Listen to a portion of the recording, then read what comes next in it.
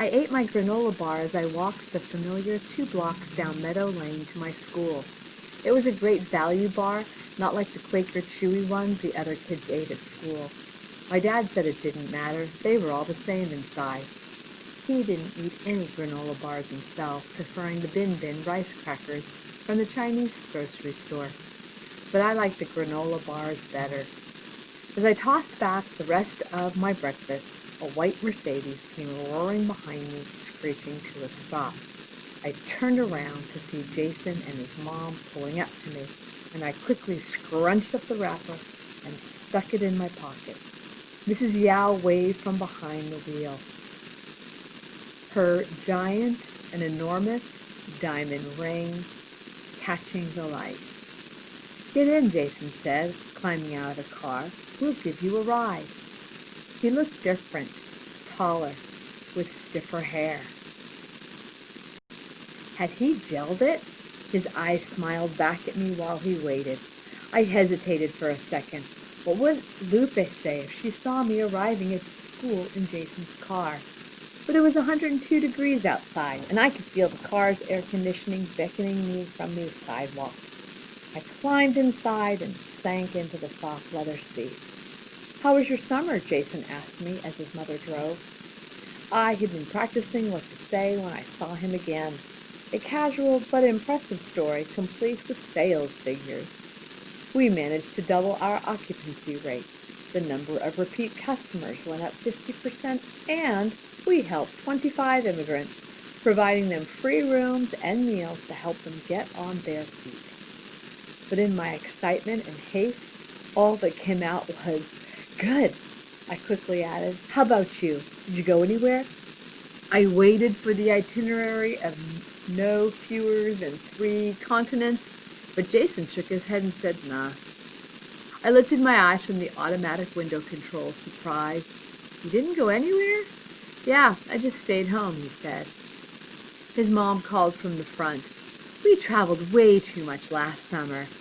Didn't we, sweetie?" Jason gazed out the window and didn't say anything.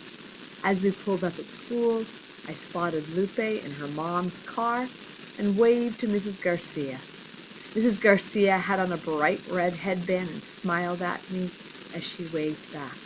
A few times this summer, she'd come along with her husband to the motel, and she always brought over great big bowls of freshly made guacamole and chips, and we all dived in.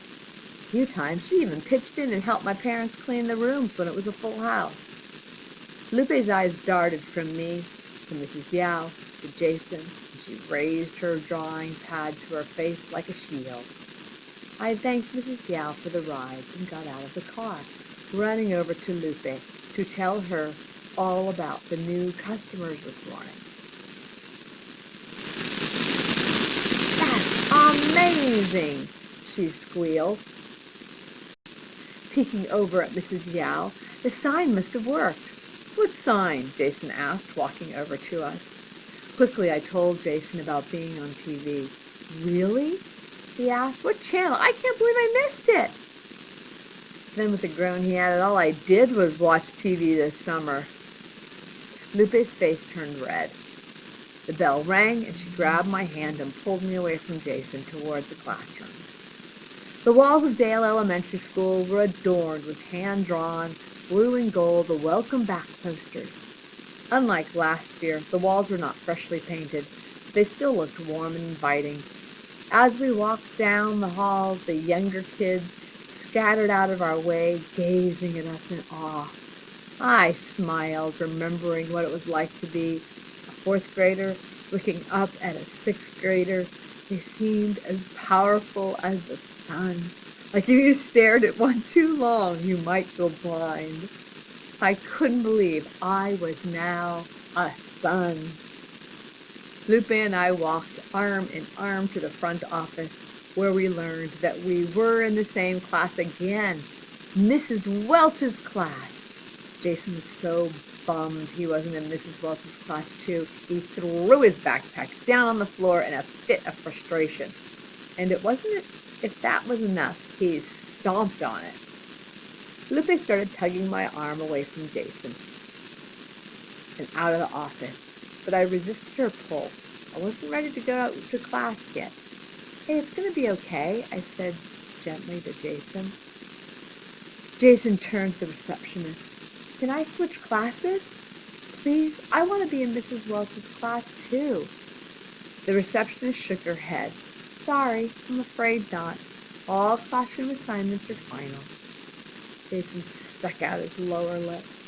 Lupe tapped my arm again, holding the door open with her foot. He'll be fine, she insisted. I glanced at Jason, who looked far from fine. He was staring at the receptionist the way some of our customers did whenever we told them we were all out of double beds. Slowly I walked over, put a hand on his back. Hey, we'll still see each other at recess, I offered. Jason hung his head, nodding slightly. Chapter 3. 10 minutes later, Lupe and I found our classroom in the back of the school. Except it wasn't a classroom. It was an air-conditioned trailer. Hesitantly, Lupe and I opened the door to the trailer, thinking there must be some kind of mistake, but the thin white woman gestured for us to come in, so we did. I'm Mrs. Welch, the woman said. Please take a seat. She pointed to the desks where rows of similarly confused-looking students sat. I recognized Bethany Brett, the girl who made fun of my math last year. Bethany rolled her eyes at me. Clearly, she was thrilled to see me, too. I walked over to the two empty desks way on the other side of the room, far, far away from Bethany. As Lupe and I set our things down, Mrs. Welch made a sound. Sorry, but you can't sit with friends, Mrs. Welch said, shaking her head. She pointed at Lupe and motioned for her to take the seat next to Bethany's instead. Sit here. As Lupe reluctantly moved her stuff over to the other side of the room, I sat at my desk, my jaw clenching in frustration. Good morning, class. Mrs. Welch had a tight brown bun on her head like her hair had been pulled back with a vacuum cleaner. Her cheekbones were razor sharp, and she forced her paper-thin lips into a stiff smile as she scanned the room. Good morning, Mrs. Welch, we replied. You're probably wondering why we're in a trailer, she said.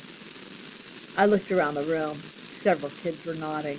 One was asleep, and the other kid was scratching his head and smelling his fingers.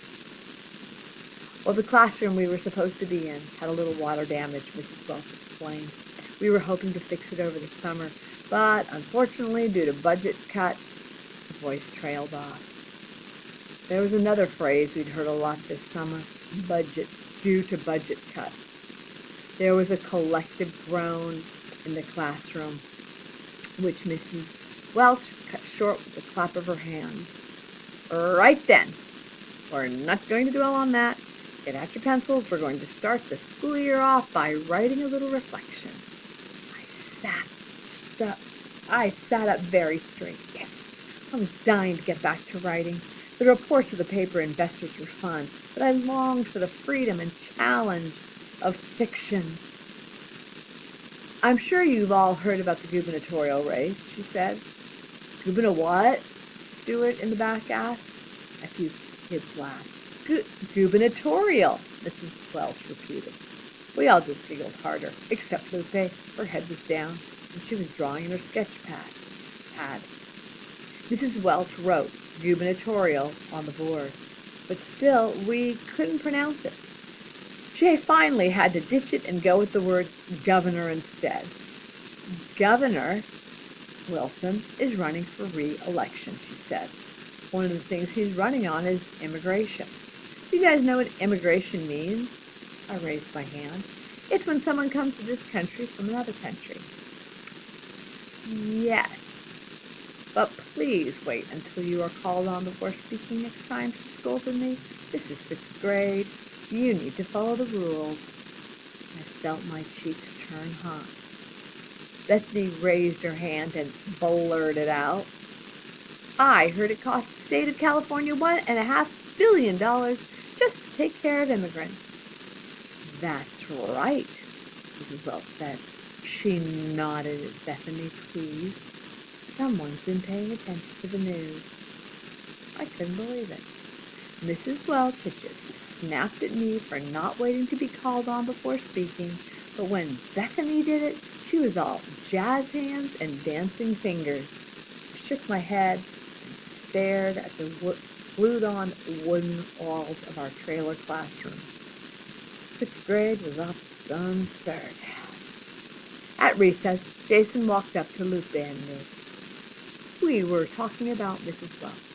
Can you believe that woman? I asked Lupe. She yelled at me in the first 5 minutes of class. And she made us write about immigration, Lupe added. She mimicked Mrs. Welch's voice. Write your true feelings. There are no right or wrong answers. Yeah, right. Writing already on the first day? We just sat around and introduced ourselves. Oh, yeah, you'd be amazed how long you can stretch that out for, Jason grinned. At least a morning, sometimes even an entire day. I chuckled.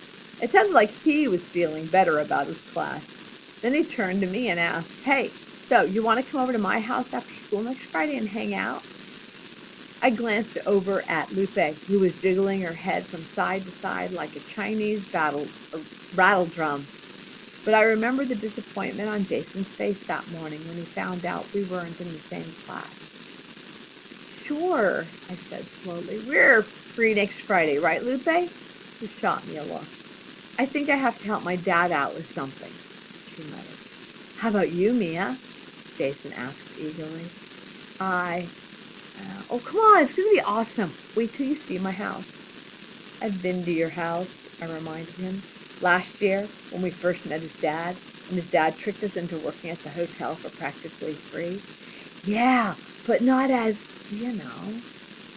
I shook my head. As what? Jason blushed. As a friend. Aww. I looked over at Lupe, who had, excuse me while I go throw up, written on her face. But was it really so bad to be friends with him? Sure, Jason was a world-class buffoon last year, but you can't hold something against someone forever, can you? Okay, I said. How was school? My parents asked when I walked into the motel that afternoon. My mom set down a plate of tomato and egg, my favorite, while my dad scooped a generous helping of rice for me. I smiled. Now that my parents could take breaks whenever they wanted, they could sit down with me while I had my snack, which was more like a meal. Though I got free lunch at school, it usually wasn't enough, and my belly was rumbling by the time I got home. Good, I said, picking up chopsticks. The chopsticks kept falling apart in my hand, so I ditched them for a fork. As I ate, I told my parents about my new teacher and how we'd gotten off to a rocky start, but that it would be okay, since I was going to win her over with my writing. That's the spirit, my mom said.